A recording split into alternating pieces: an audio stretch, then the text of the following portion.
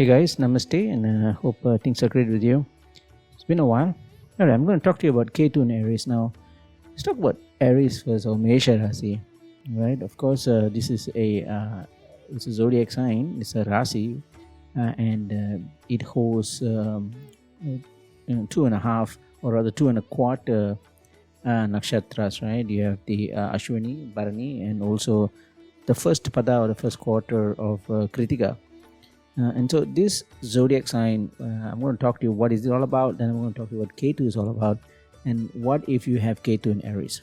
Okay, so a few things about Aries now. Aries is, the basics would be like, the sun gets exalted here, Surya Bhagavan gets exalted here, Shani Bhagavan debilitates. It is the first natural sign, right? And so it is independent. What I meant is, usually when you talk about Rasis, right, they flank with adjacent Rasis. So if you take Vrishabha Rasi or Taurus, you have Aries on the left, and on the right you have Gemini. Okay, so they do create certain kind of synergies between these flanked Rasis, which means there are effect or impact, depending on how we look at it, from these adjacent and also flanked zodiac signs. But Mesha is unique, just like Meena. Mesha doesn't have any preceding sign, since it's the first one. Just like Meena, it doesn't have a forthcoming sign. That is the last.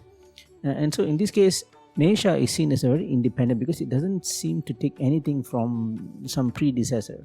Right? It has its own mind, right? Its own thought processes, and that is the very essence of the zodiac sign Mesha. So whenever you see Mesha next time, Aries, think about it as an independent sign. It doesn't take anything from others, since it doesn't have. It is the beginning, the first, right?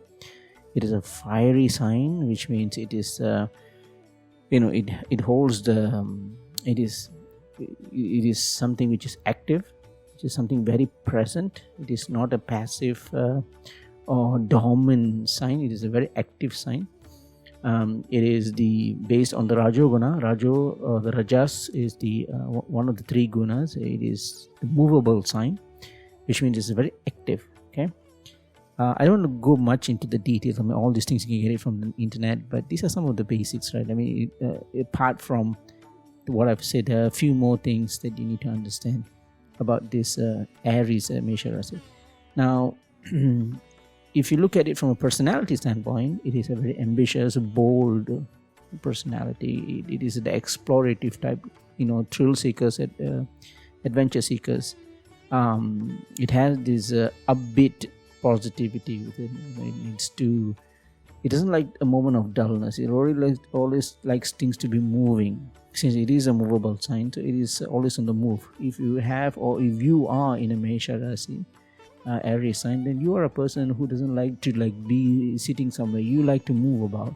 So it's very important you choose the right job, right? If you choose like a desk job, then you get bored very fast, or some job which is highly demanding, right? Because they are passionate, they are motivated, they are extroverted, they are genuine,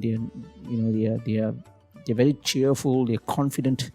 They don't like complicated stuff. They like something which is straight, right? They call it simple and stupid, right? Something which is really frank, direct, right on the face kind of thing. They don't like complicated, convoluting things. Okay, they have this attitude of spontaneity. They like to do things spontaneously, right? They don't like to keep and wait things. They are rather impulsive. Say if they like someone, they'll just approach the person and say, "Hey, look, I like you." There's no two ways about it. They're very, for them, life is simple, straightforward, straight to the point. Daredevils. They like to take uncalculated risks, those sort of things. Aries is highly creative, highly innovative, because one of the qualities, or one of the ruling God is Brahma himself, Lord Brahma, the creator himself. So there are many things we can talk about, but this is just in a nutshell what Aries is all about. Okay, now what is Ketu? Okay, we all know Ketu is the one that sucks up everything. The Ketu is the one that gives us a very clean slate. Okay, it's something kind of your abilities to understand things in its core, right? The genesis of things. It doesn't look superficial, doesn't look at the facade. It looks very deep inside, right? It dwells into what really things are, right? If you take, for example, a car, it doesn't say Ferrari, Mercedes, or BMW. It says a car. That's what it says. Rahu is the other way around. It talks about the type of the car, the model of the car, the make of the car, the mileage, the speed, and whatnot. Is the other opposite, right? But both Rahu and Ketu, of course, we know it's the one that controls our discernment, our decision making. Anyways, Ketu is the one that gives us the core of things. It doesn't like to dwell on things which are superficial. So as you can see, there is a dichotomy here. Aries and Ketu, I really, I know many astrologers out there may not agree with me, but this is based on my own experience, which I've seen many years. And of course, I myself have Ketu in Aries, right? So this is like, with a lot of confidence, I'm saying, but not hubris, but, pure confidence, I'm saying that there is definitely a problem when it comes to Ketu in Aries. Of course, there's more things that we need to look at. If there's any other grahas in conjunction, or, all the other things that we use to analyze. But if you look at it from a general standpoint, right, guys, Ketu and Aries gives a few things, and I'm going to share with you 10 different things that I've seen over the years. Right, so this is going to be a lot, so just take some notes.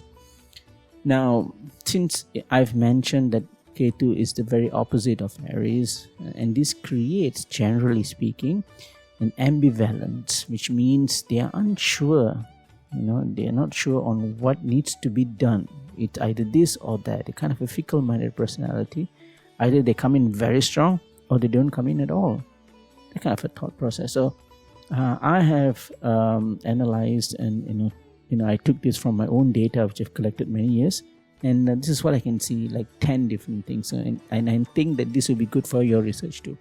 Right, number one, there's always a trust issue when it comes to relationships. And these people, they look for proofs in a relationship.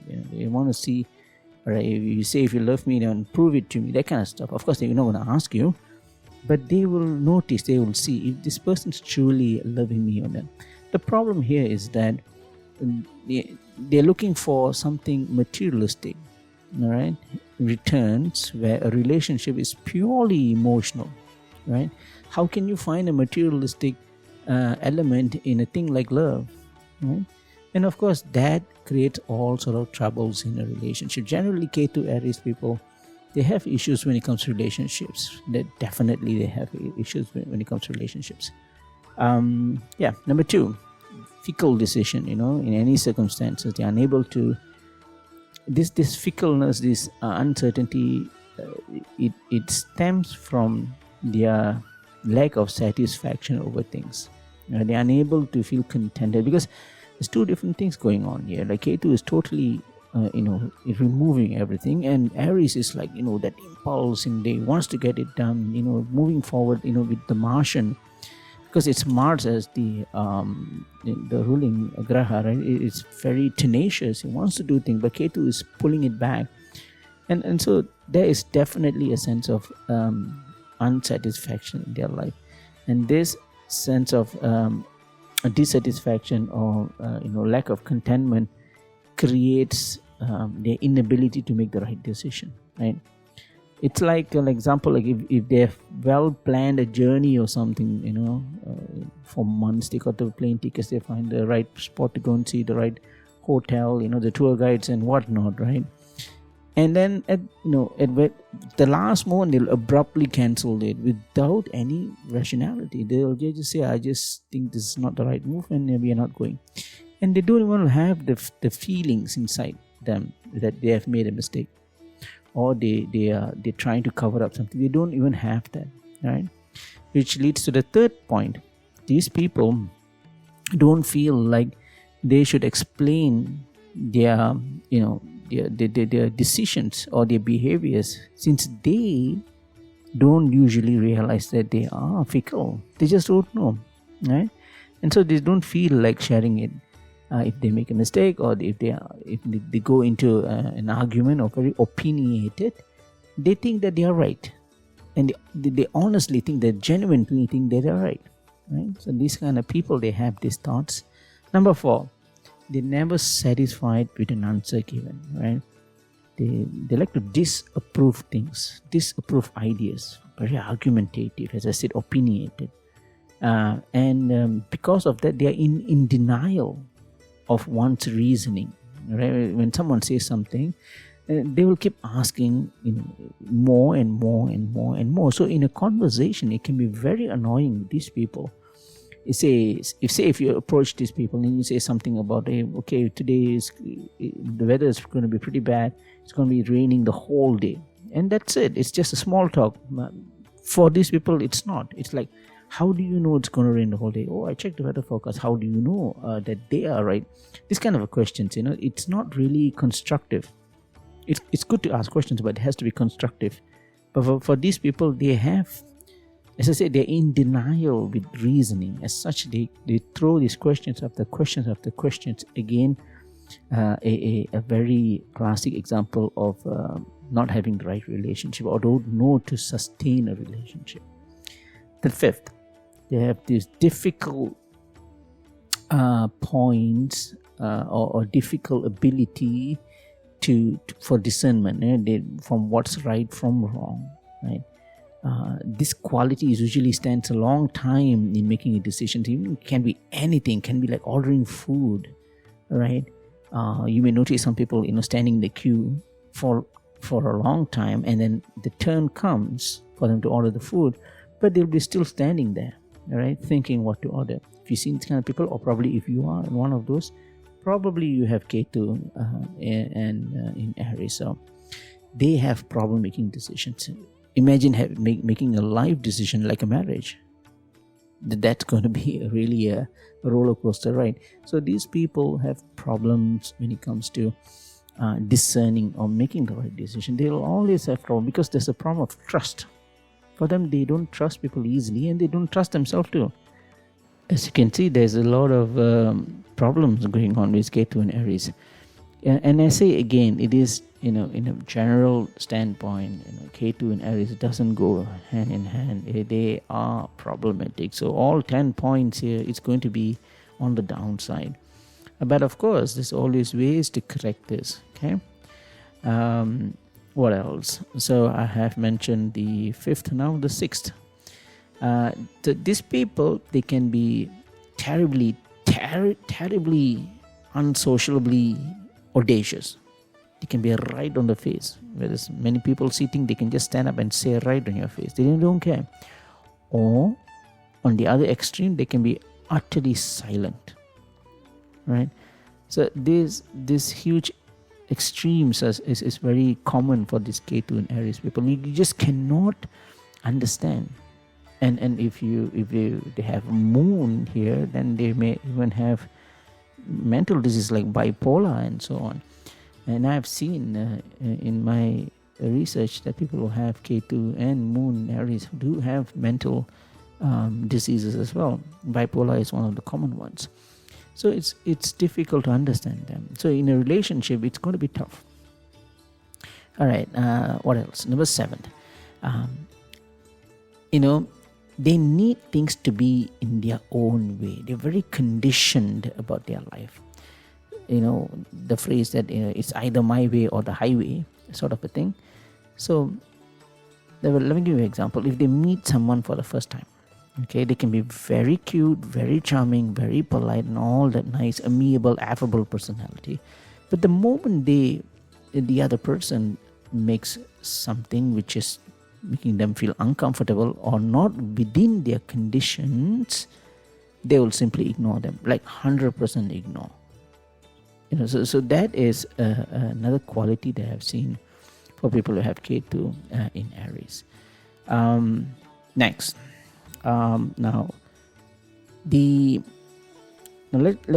let's put another example here. Say if you are traveling, and you have a few people, friends and all this together with you. Initially it was very nice, very cordial, very happy, very joyful, but along the way the journey gets a bit sour because one of them is, this Ketu and Aries person doesn't seem to get along, right? But it started as if everything is nice, but along the way they couldn't adjust, they couldn't adapt to the others. As such, the entire journey is ruined because of them. Now, these are some classic examples. Let me know if you know any of your friends or anyone whom within your circle who has this personality. It'll be very interesting to know.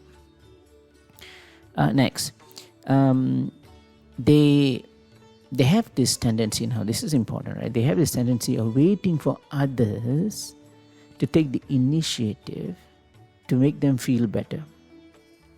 For example, they will wait for their friends to call them and say, "Hey, how are you?" But they won't take the initiative, right? They will wait for others to take. Now, if they don't receive anything, say so you're working together with this guy, and this guy will basically wait until someone invites him or her for lunch, right? So the moment if you don't do that, and then there comes resentment, denial, and that's all the problem starts, because they are anticipating someone to take the initiative to connect with them.